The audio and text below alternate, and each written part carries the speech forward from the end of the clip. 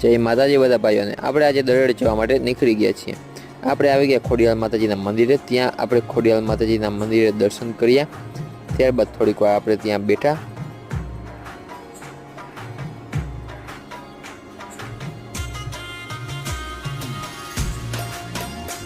ત્યારબાદ મહાદેવના અને શનિદેવના દર્શન કર્યા બાદ આપણે ત્યાંથી પરત રવાના થઈ ગયા।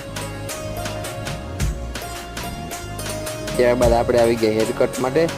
ત્યાં તો દુકાન બંધ હતી, થોડીક વાર પછી દુકાન ખુલી, ત્યાં આપણે હેરકટ કરાવી અને ઘરે જવા માટે નીકળી ગયા।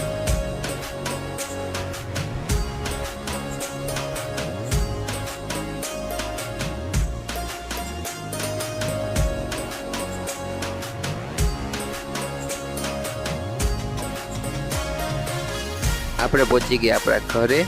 તેની સાથે આજનો મિની બ્લોગ પૂરો। જય માતાજી દાયરાને।